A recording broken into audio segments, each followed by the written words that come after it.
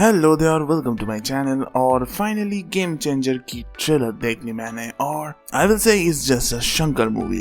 अगर आपने उनके फिल्मोग्राफी से कोई भी फिल्म देखे हो, यू नो कि he likes doing the vigilante type thing, जहाँ पे गवर्नमेंट से या फिर करप्टेड लोगों से प्रताड़ित एक बंदा फाइनली डिसाइड करता है कि he has to take matters into his own hands, क्योंकि उनकी कोई सुनने नहीं वाला है। सो ही बिकम्स द जज, जूरी एंड एग्जीक्यूशनर। ऐसी ही स्टोरी उनकी प्रीवियस कुछ मूवीज में आपको दिखता है।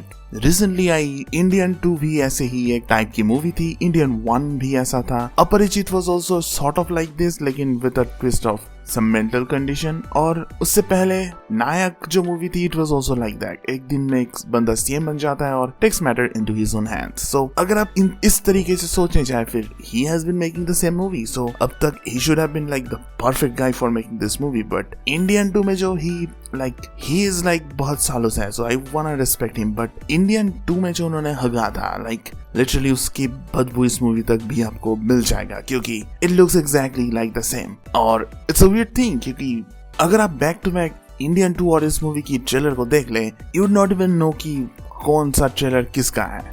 और इस मूवी में ग्लोबल स्टार रामचरण को देख के कुछ लोगों को प्रॉब्लम थी, क्योंकि अकॉर्डिंग टू देम रामचरण ने जो किया है विद RRR रामचरण से करवाया गया था बाय SS राजमौली। सो उनको इस ट्रेलर में ग्लोबल स्टार कहा जा रहा। सो लोगों को उसको लेके भी इस मूवी को ट्रोल कर रहे थे, which kind is justifiable I guess. We have already seen कि जूनियर NTR की लास्ट मूवी फेल्ड और रामचरण की last movie after RRR also failed. So technically देखा जाए तो ऐसा जितना हाइप अप करने का मतलब नहीं था, लेकिन फिर भी हाइप अप कर दिया तो होपफुली मूवी भी खरा उतरे, क्योंकि इस ट्रेलर में मुझे कुछ ज्यादा प्रॉमिसिंग नहीं लगा। और शंकर की जो लास्ट फ्यू मूवीज है जिसमें ही फेल्ड अ लॉट, उनकी लास्ट मूवी जो I was excited was robot 2 या फिर इंतरन 2.0 was also a bad movie. So मैंने देखा है कि लोगों को कुछ ज्यादा ही ट्रोल करते हैं उनको, but saying that I do have a hope even though the trailer isn't promising, but his capability is, क्योंकि उन्होंने पहले बहुत अच्छे मूवीज बनाए हैं। So maybe he is not having a good record lately, but this movie can change everything, or this movie can be like एक और बुरा movie. But whatever it is, ये एक मूवी है। ये ट्रेलर एक ट्रेलर है, और टीजर जब आया था it was a teaser, क्योंकि आप इसको लेके ऐसा नहीं कह सकते कि it is so good, it's looking awesome, या फिर हम ऐसा भी नहीं कह सकते कि it looks very bad, क्योंकि इसमें जब आपको स्केल दिखता है, कभी कभी तो स्केल अननेसेसरीली भी दिख जाता है। और इस मूवी की जो गाने हैं अपेरेंटली उनको बहुत करोड़ों में बनाया गया है, जिसमें कोई रीजनल लैंग्वेज की 3-4 मूवीज आ जाए, उन्होंने 5 सॉन्ग्स बनाए हैं। So I don't know what's wrong with him, but his obsession with graphics and all led him to this place where उनकी मूवीज से ज्यादा हाइप है उनकी गाने, और वो भी गानों के लिए नहीं बल्कि कितना खर्चा हुआ है उन गानों के पीछे। And the songs didn't even work that well.